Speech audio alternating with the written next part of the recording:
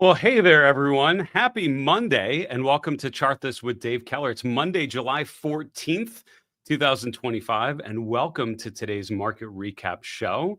We're here in the Stock Charts office recording some content, and just did my weekly show for Stock Charts TV earlier today. Maybe posted by now, I'm not quite sure.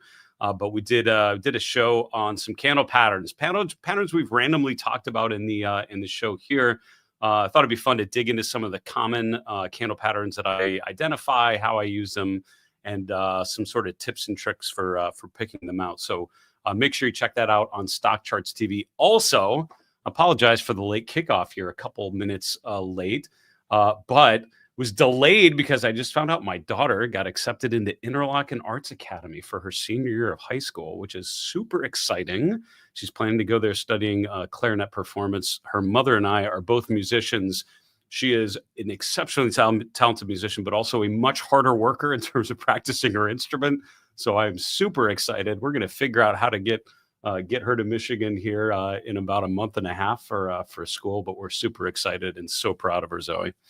All right, let's continue on talking about the market recap. Kind of a busy week macro-wise, to be honest with you, because major averages kind of treading water today. We've got inflation data, both the CPI and PPI coming out here this week. We also have a ton of earnings. We'll talk about, I think Fastenal was one that reported earlier today. I want to say I grabbed that and put it in the chart list.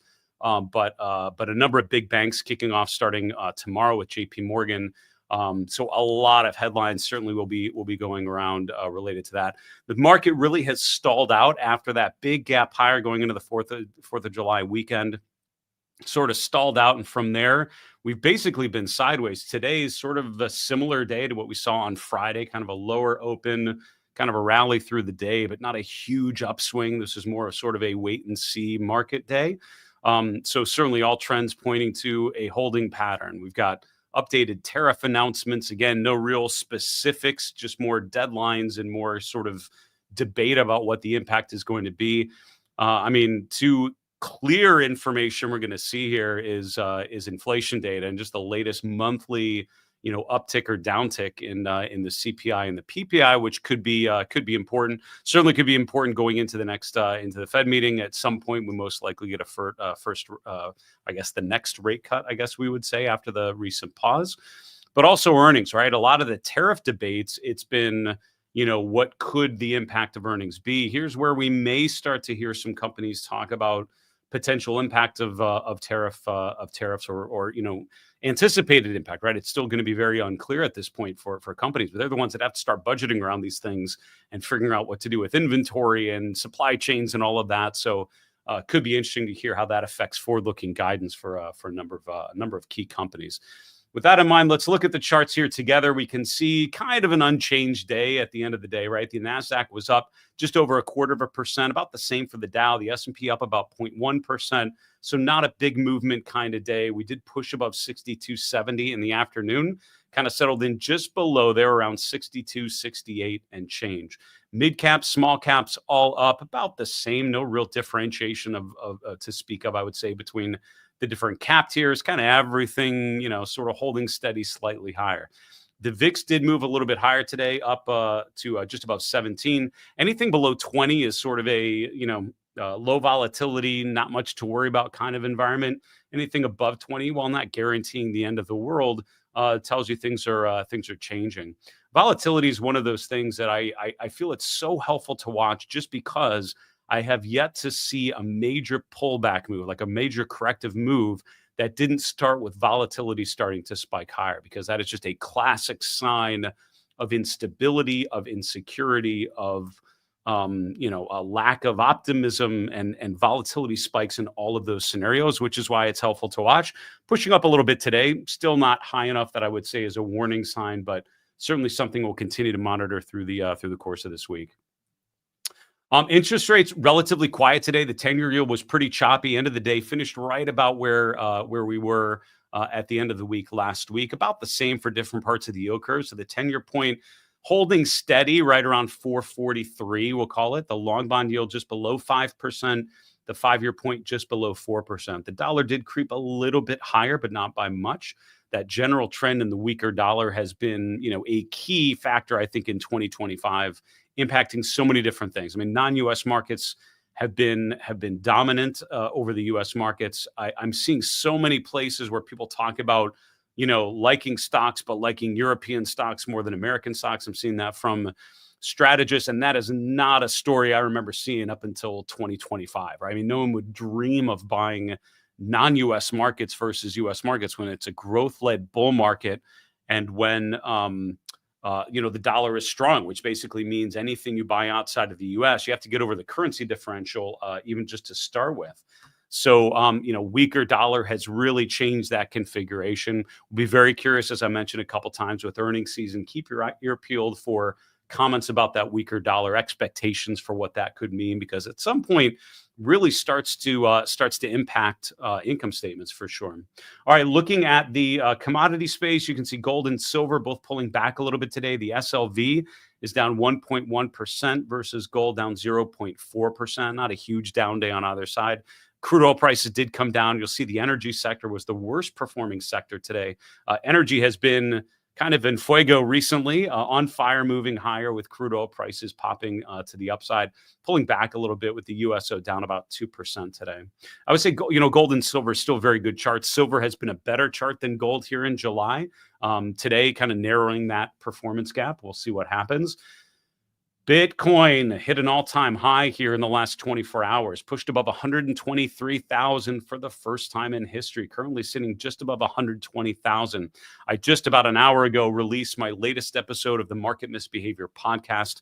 This was with Adrian Zadunchik. Adrian was an early crypto pioneer, grew a fantastic community of crypto traders called the Burb Nest. It was awesome to interview him at the end of last week and just talk about Bitcoin dominance, about using on-chain data, other things you may not be familiar with, things about digital wallets and kind of sentiment readings within the crypto space, and how he uses those along with a kind of conventional technical analysis approach. Talked a lot about seasonality. Adrian did some really good work, really driven by Jeff Hirsch, editor of the Stock Traders Almanac. They did some really cool work recently. It's been probably a year now since they originally did it, on cryptocurrency seasonality. And so that is a big part of Adrian's outlook for cryptos over the next 6 to 12 months. So make sure you check out that episode on the, sorry, my daughter weighing in on the YouTube chat. Thank you, honey. I'm proud of you too.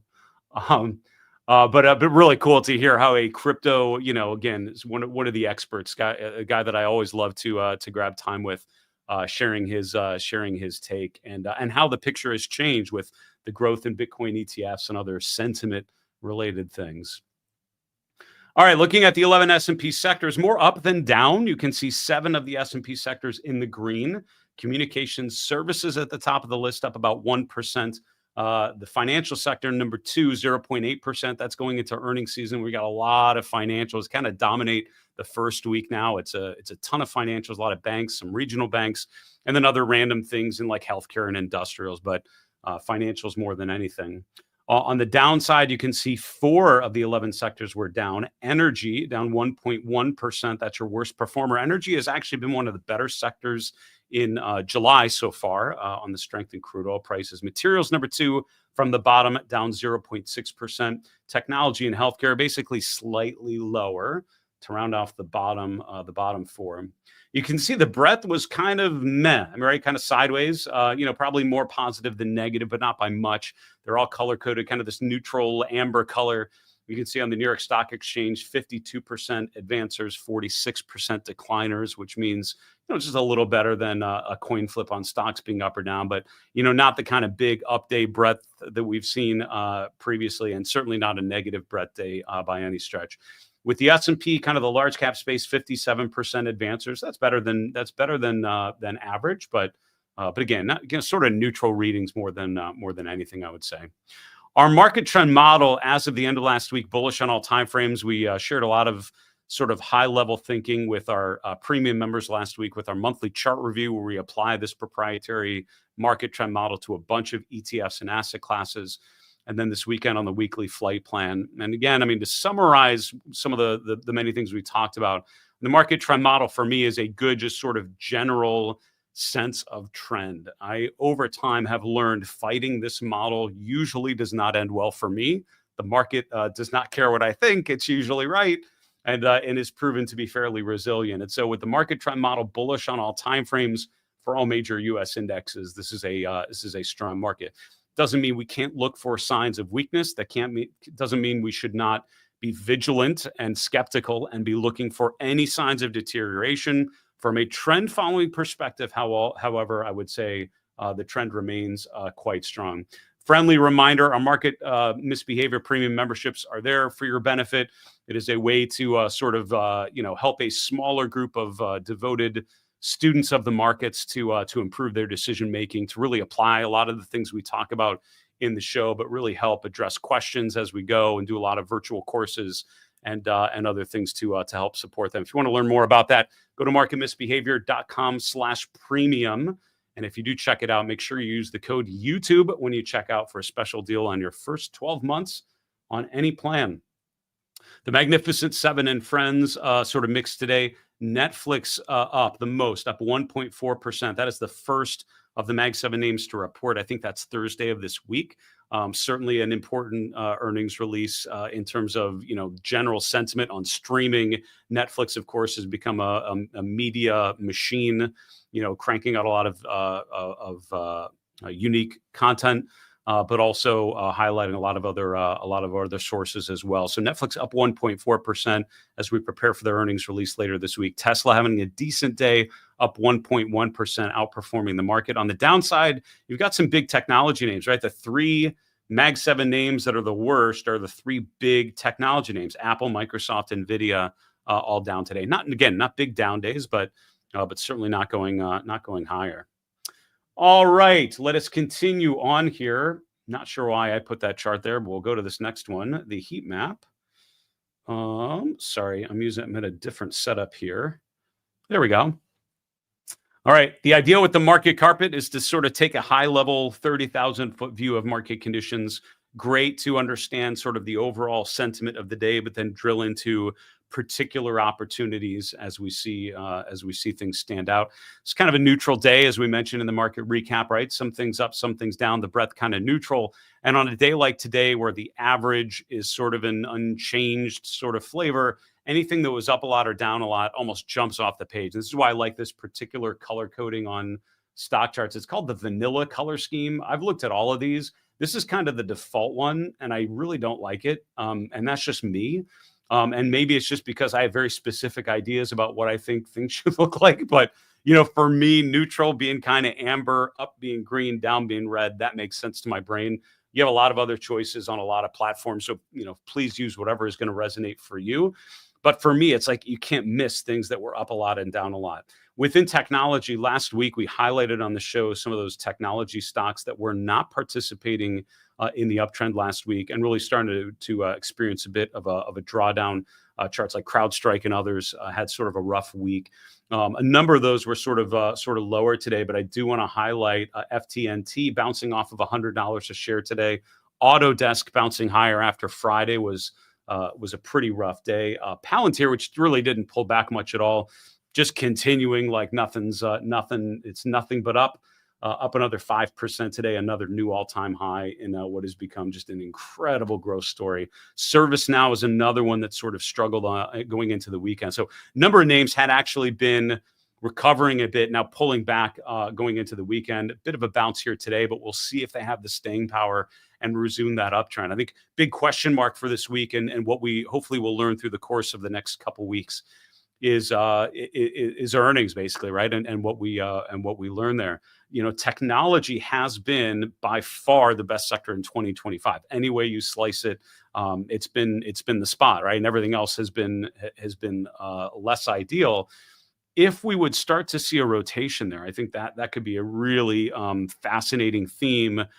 July into August, because right now we're in seasonally one of the strongest months of the year, particularly in a post-election year, particularly after COVID. July has been almost consistently positive. August a lot less so, and September definitely not strong. And so we're kind of coming through a seasonally strong period, entering into what is often a seasonally weak period. changes in leadership can often be really good signals that something's shifting and something's different, and that we may want to change our expectations as well. So I'm definitely focused on the technology sector. We'll track those earnings releases and technical patterns as they evolve. Also noticing a lot of red in the healthcare sector. Not a big earnings week for healthcare yet, but it will be coming up here. There've been a bunch of charts like Danaher that have been pretty ugly charts for the last 12 months, but starting to improve here, and not necessarily outperforming, but hanging in there and sort of trending higher. And so I'm seeing some red in those some of those names, which has me focused as well. And then finally, energy. Energy has had a pretty good July so far, and the strength in crude oil prices after that big spike around the Israel-Iran conflict that sort of erupted and then went away almost as quickly. It feels like crude oil prices spiked and then came down, but now they've sort of resumed this gentle uptrend. Chart of crude oil price is still pretty good, although it did pull back today. And a lot of these energy stocks, for better or worse, very much tied to the movements in crude oil prices. So if you're bullish on oil, these are great opportunities. But now we're kind of back to the sort of big integrated companies pulling back, and some of the pipeline companies, the infrastructure names holding up pretty well, like Kinder Morgan, KMI, Williams, WMB, when I make that particular comment. I think that's it for the market recap. Let's continue on. Before we continue on, do want to remind you, I've had a lot of questions randomly recently about books. It's been fun to feature some authors on the Market Misbehavior podcast, and open invitation. If those of you, any of you guys read a good book about investing or something that you think is relevant to investing, you think the author will be fun for me to talk to, would you let me know? Just drop a comment on my YouTube channel below the most recent show. Always happy to reach out to authors. It's great to talk to them about, a lot of them do incredible amount of work and research to prepare a book for publishing. And so it's a lot of fun to be able to pick their brains a bit and just sort of highlight some of the key takeaways from their book. If you're looking for some reading, go to my website, marketmisbehavior.com, click on the reading list at the top, and I'll highlight just very quickly the big three. These are, when someone asks me, out of nowhere, what should I read? I recommend these three books. How to Make Money in Stocks, which is William O'Neill, creator of Investor's Business Daily, just a beautiful sort of treatise on fundamental analysis, finding good companies, technical analysis, analyzing good stocks, looking for those two to be similar. Reminiscences of a Stock Operator. There's a really cool annotated version by John Markman, who I've gotten to know. He's based here in the Seattle area. That is a classic book about, fictional account of Jesse Livermore, trader in the early 1900s in New York. And then finally, Manias, Panics, and Crashes, a book by Kindleberger about booms and busts. Bubbles happen. Arguably, we could be in one right about now. But when you read that book, you'll find a lot of similarities with what you see during bubble phases and previous bubbles in market history. You can check that out at marketmisbehavior.com. Go to the reading list and find some of the names, some of the books that I found helpful. I've read all of them, and they come highly recommended. All right, continuing on here, let's look at some charts. We'll call it an afternoon here on Chart This. The daily chart of the S&P, as I mentioned, right? I mean, the trends that I on the time frames that I pay attention to, all bullish. That's what our market trend model is telling us. We've had a number of pullbacks to a 21-day exponential moving average. Those have been ended up being buyable pullbacks as we bounced higher. For now, I mean, I would say when I'm looking at the chart of the S&P, I mean, this just definitely stands out to me that this is that gap on that Thursday, that shortened session before the long holiday weekend for the 4th of July holiday. From there, the market has not gained any further ground. It's just been sort of stalled out. So we call that a power on stall, if you know aviation, which is when you are taking off, you're basically full throttle trying to take off. And if you tip the nose too high, and if you mess with the angle of attack is what it's called, the wings don't want to go up anymore, and you kind of just stall out. You just don't make any more gains. And ideally, you don't lose a ton of altitude. You just sort of stabilize. And the market feels like a power on stall. We talked about that back here, which is another power on stall. The way you recover from that is you lower the nose, you regain altitude, and you continue the climb. And that's exactly what it does. When power on stalls do not go well, you lose a lot of altitude very, very quickly. And so keeping an eye on the 21-day EMA, if we do see any sort of further deterioration, that would make sense to me. For now, though, trend is positive. Watching that stall, though, as the market has really just not continued to make any further gains. Looking at the breadth data, just one chart I wanted to highlight for you, actually two. In this sort of environment, how do you approach it? I mean, number one, I think you have exposure to risk assets. At least that's what I do. I'm, essentially owning stocks and stock-like things. I do own a position in sort of developed, global developed stocks. For me, it's the VEA as the ETF that I usually use for that, as a, just a general broad exposure to global developed stocks. Although there are others. But with and the other thing I would say is you have to be diligent, right? Or vigilant. You have to be looking for signs of weakness. I think that's the way you do it. And oftentimes I kind of get labeled a perma bear, because when things are good, I'm always pointing out things that are not looking good. But that's what I was trained to do, is basically think like a contrarian. And when things are great, you look for signs that they might not be. And when things are horrible, you look for signs to get optimistic. And that has served me pretty well.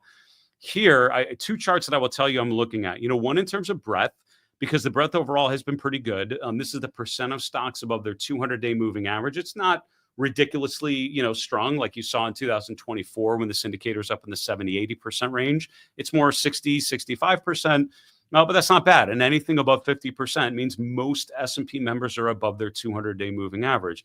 You can see the S&P itself has about a 400-point range between where we're at now and that 200-day moving average. It's a big move that we would need to see just before the 200-day is even addressed, right? In terms of price, and a lot of stocks have kind of a similar sort of vibe. So I would say this indicator remaining above 50%, pretty important. Any move below that would tell me to start questioning the uptrend.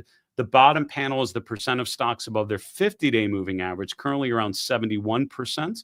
Again, that remains above 50%. I think conditions are pretty good. You can see, looking back to the left on that chart, when that indicator breaks below 50%, particularly after being above it for a while, often indicates a pullback phase, right? And again, doesn't guarantee a particular percentage loss or some sort of drawdown or how long it would be. It just tells me things are changing. And in this sort of environment where it feels long and strong, up and to the right, kind of things are working, you look for signs that things are not working well. And this sort of breadth data deteriorating, the McClellan oscillator breaking down, those would be things I would be looking for. I would also say, going into this earnings season, I think this chart could become pretty important. This is the bullish percent index on the NASDAQ 100. This basically tells you, out of those growth leadership names in technology, communication services, consumer discretionary, what percent of them are still bullish on the point and figure charts, right? Using the point and figure methodology, which is a classic trend following approach to charting. Bullet or bearish signals, that is, don't just come out of nowhere. The market really has to turn on a chart for a point and figure chart to generate a sell signal. It's not just it's not like a little blip. It really has to rotate, which is why this sort of chart tracking the percent of names that are still bullish is really important. Because if we start to see it drop below 70, below 60%, below 50%, that would tell you that the growth leadership, the stuff that's really been dominating off the April lows, is starting to change its configuration. The leadership rotation at this point, I don't think would be particularly bullish, in my opinion. Most likely suggests that investors are getting defensive, or at least starting to find somewhere else to put their capital. So keep an eye on those breadth indicators. I think that could serve us well here. I mentioned the interview with Adrian Zudunchik. Hope you can check that out on our YouTube channel. Our podcast, by the way, is also now on Spotify, Apple Podcasts, pretty much wherever you get your podcasts. Hopefully you're seeing that on there. And if not, would you let me know? Because I'm new to publishing podcasts in random places, but a virtual assistant helped me get it all set up. So I think we're going everywhere we need to be. But if there's a place you get podcasts and you don't see market misbehavior with Dave Keller, let me know, would you?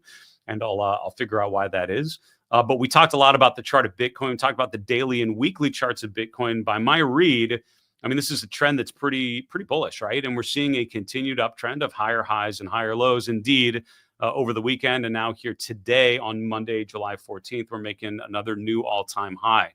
One of the things I talked about with Adrian, which I think is a big part of the story, is just the eruption in, or explosion in, Bitcoin ETFs. I mean, just Bitcoin ETFs attracting a ton of assets. Charts like the GBTC are pretty constructive. That's an ETF that I own, along with Bitcoin itself. And I would say for now, as long as we keep making higher highs and higher lows, as long as we're above a 21-day EMA, which I'm not showing here, but we're still above it. As long as those things are true, I think the chart is positive. The conversation with Adrian definitely had me digging a little bit more into seasonality. He was less optimistic than I thought he would be because of those things. And I'd encourage you to check out his comments to learn more about his thoughts. Chart of NVIDIA, same thing, right? When you have a stock that's working, when you have a chart that's looking good, I'm not a fan of selling things just because they've gone up a lot. And I will tell you, and that came from, previous market cycles where the market was strong and just continued stronger. And investors that I worked with that were too focused on valuations and said, no, these things are overvalued, we can't touch them. They missed out on some of the best gains in my career. I mean, some of the best years. Arguably the stocks were overvalued going into that rally, and then they just continued to go higher. So in a bullish, almost euphoric uptrend, valuations don't help you a ton because things just look overvalued based on some traditional metric. And this is not a traditional move, I would say. So I think what you do is you switch from valuations, which is more of a contrarian thinking, to more trend following, to say, this is a chart that's going up, so I want to make sure I lock in my gains as long as possible. And so on something like this, the 21-day EMA is kind of my go-to. As long as we hold above that on any pullbacks, things are good. Things are great even. If we break below that, doesn't necessarily tell me to just sell on a dime and just unwind a position if I own. I don't own NVIDIA specifically, but if I did, I mean, that wouldn't compel me to just take action, but it would definitely compel me to review the chart and really make sure I had a good money management approach sketched out. For now, NVIDIA is above 3 upward sloping moving averages. It's outperforming. It's a good chart until proven otherwise. PayPal is one I wanted to highlight because today you have what's called a bullish Harami pattern. And a Harami pattern is one you may not be familiar with. I mentioned my show today earlier on Stock Charts too, where we talked about some key candle patterns, talked a little bit about a Harami. I think it was on the AT&T chart that we picked one out. But I just want to notice, right, the last time we hit the 50-day moving average was back here in mid-June. We had a bullish Harami pattern, which is kind of like a bullish engulfing pattern, but just the days are a little differently. So you have a big down day and then a big up day. Day two's range is smaller than day one's range, but the key is you have a big down day and then a big up day. When it happens at a moving average, that's usually a high percentage play that we're going to pop higher here. We're having a very similar pattern as we test the 50-day again. So we tested the 200-day moving average about a week ago, sold off. That's going into the 4th of July weekend. We then came down to the 50-day. We have a bullish candle pattern, basically suggesting a bounce back to the 200-day. And then we'll see if we're able to eclipse that high from, that's probably July 3rd, I think, on that day. Keep an eye on PayPal for sure. Shake Shack, shout out to my friend Grayson Rose, the chief strategist here at stockcharts.com. He highlighted this on social media earlier today. This is the weekly chart of Shake Shack. So we're looking at a long period of time. It's a 7-year chart that I'm showing, but just highlighting the big, huge cup and handle pattern. Cup and handle patterns, you have a big rounded bottoming pattern, retest the previous high called the rim of the cup. You then have a shorter pullback. Look at how that handle bounced off of the 150-week moving average. And we're just at the point where we're breaking above the rim of the cup. And that is usually a big time bullish signal when you finally break above the rim of a cup and handle pattern. Keep an eye on that weekly chart of Shake Shack. All right, a couple more to highlight sort of earnings related names here. JP Morgan reports tomorrow. It's really sort of become the kickoff of earnings season when you have big banks reportings. It's happening all this week. We've got some regional banks as well. Expect to hear about interest rates, about the yield curve. I would imagine about the dollar for some of these larger banks, and see what happens, right? And for now, again, JP Morgan, similar to NVIDIA, above upward sloping moving averages, above the 21-day EMA, where we've bounced off of that, 6-7 times or so since the April low. So we've had a number of pullbacks to the 21-day EMA, and if and when that would break, that can often be a sign that maybe things are starting to change. You want to revisit the position. So going into earnings, I would say chart is strong. I mean, I don't see anything to be concerned about from a technical perspective. Let's see what happens on the other side of that. Use some of these moving averages, things like Fibonacci retracements. If we do retrace, that's where you can identify some potential areas of support, maybe buyable dips on the way down. Netflix is the only Mag 7 name to report this week. I think that's on Thursday on the 17th. Again, pulling back to the 50-day moving average, RSI right around 50. This is a good chart. So again, great earnings report to pay attention to because of implications for streaming and viewership and changing behaviors along those lines. Netflix has become obviously a production shop more than anything, but let's keep an eye on that 50-day moving average. Stocks above the 50-day moving average, not bad charts. Fastenal, maybe the first one, reported today actually with a nice upswing, making the new all-time high today. Up about 4%, pushing above $45 a share. Was above 46 earlier. It ended up coming off a bit going into the close, but a strong result, strong start to the season. Not a perfect like cup and handle pattern, but it is sort of a basing pattern, right? Sort of a resistance here from November, finally breaking above there, holding above moving average support. Strong chart, getting stronger. All right, let's take some questions here. I have a number of suggestions. Dave Stewart, that's a good one. Ray Dalio, yeah, absolutely. Jack Schwager. I've actually never interviewed Jack Schwager. I know of Jack, and I've met him before at a conference years ago. I cannot imagine he would remember that, but I will reach out to Jack. That would be fine. I can't interview Jesse Livermore. He, of course, died many years ago, but I appreciate the tongue-in-cheek request there. Morgan Housel, that's a good one, and I love Psychology of Money is a fantastic book.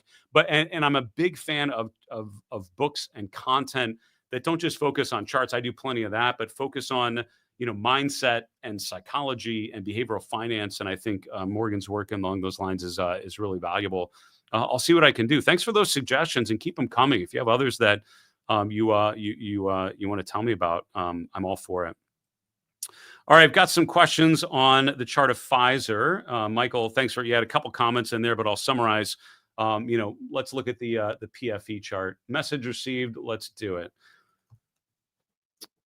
So yeah, Pfizer, interesting chart, right? I mean, so the good news about Pfizer is it's gotten back above the 200-day moving average. That's not bad, right? And Paul Tudor Jones famously said, nothing good happens below the 200-day. And I think the chart of Pfizer, in this period, I'm immediately looking back at sort of this early 2025. We had a bunch of these sort of rallies, and it was like every time we just had this flat 200-day moving average and couldn't get above it. And then if you draw like a rectangle, this is where when I talk about doing like a support or resistance zone, like this is kind of what I'm talking about, right? You have this range. And basically, Pfizer's in this range. We call that a basing pattern or consolidation phase, right? There's clear resistance around 26.50, really. There's clear support around $25. And the market's just kind of bouncing around there. So basically, the market's telling you this stock's worth around 25.50, 25, $26. And we're just kind of trading around that equilibrium point. And what you do in that sort of configuration is you wait to see which way we break. We're either going to break out to the upside, break above the 200-day as new buyers come in, or we break below the lower boundary as, there's an exhaustion of buyers, there's an influx of selling. And the latter is what we actually experienced here, right? This sort of chart, I think, is wait and see mode. That's your sell signal when we break to new swing lows. That's why scanning for 3-month lows is something I've done for many years to look for that kind of opportunity. Now, coming off of the April low, we've now round trip back to the same, level. So I almost want to just extend this right over and say, hey, good news. We're back in this trading range where we sat for like 3 months before. So one of two things happens, right? We continue the optimism that's gotten us to this point, and we break above that resistance, in which case I think that is a monster bullish signal suggesting much further upside. That tells you buyers are really in control here. Or the 200-day is actually now at the lower end of this range. I think holding the 200-day is absolutely vital. And if we would break that on a pullback, I'd probably be unwinding. At this particular point, I would say, given the run that we've had now into this resistance, I'm more of a neutral rating, right? This is less of a bullish chart for me because now you have to wait and see if there's going to be enough momentum to continue higher. So this is one where I probably set an alert like at 26.50 and another one around 25 and see which one triggers first. I'm actually making a note to do that right after the show, and we'll see which one breaks first. But that's how I would approach that chart. This is one of those where it was a bullish chart earlier as we started that rally, but now I think we're kind of up into that range. Let's see. Randall, thanks for watching on YouTube, my friend. You said, hi, Dave, watching XLP, that's the Consumer Staples ETF, relative strength versus the S&P 500 as a timing tool. Any interest, comment-worthy, inverted spin type. Not sure the end of that comment, but I get you at the beginning of your comment, which was, What's up with consumer staples? Let me show you. I mean, so 100%, I think it's important to watch. I almost included this as one of the like key charts to watch. There are three things that I think you look for in this environment, right? If you're, it doesn't matter if you're bullish or bearish at this point, but if you're looking for signs of market weakness, some sign that this, ridiculous optimism we've experienced off the April lows, ignoring macro themes that I would argue should have risk assets not going up. The market is going up. We can't deny it. So you look for signs that things are starting to look less bullish. And three classic ways I think you see that. Number one would be a breakdown in price, right? Breaking like the 21-day EMA. That's a great like initial warning sign that maybe the trend is changing. Number two, deterioration in breadth, which would tell you even though the indexes are still good, a lot of stuff is starting to change and you need to be aware of it. The third one would be leadership rotation. And the chart I like to look at for things like this is this set of three charts that are part of the Market Misbehavior live chart list. You can get that at marketmisbehavior.com/charts. You can see live versions of these charts on the Stock Charts platform. But I look at the relative performance of the three growth sectors, the relative performance of the four kind of value sectors, and the relative performance of four traditionally defensive sectors. I think this last one is really, really important because if institutional investors start to get nervous, regardless of what you think, if they start to get nervous, they're going to get defensive. And what it means to get defensive is if you have to own stocks, you can't just sell stocks and buy like bonds or gold. You have to stay fully invested. That's part of your mandate as a big money manager a lot of times. So what you do is you get to more defensive positioning. So you rotate to utilities, real estate, consumer staples. These are sectors that tend to be lower volatility. So if the market goes down, they're lower beta, meaning they'll probably go, even if they do go down, they'll go down a lot less than the benchmark. So if you're afraid the market's going to go down, but you have to still own stocks, you just own things that you think will go down a lot less than the benchmark. So the relative performance of these defensive sectors is often a great indication of when institutions are getting defensive. And you can see that in the first quarter going into the April low as the relative strength on these defensive sectors rotated very high. They were weak going into the end of last year, but then starting in really February, you started to see the relative strength turn higher.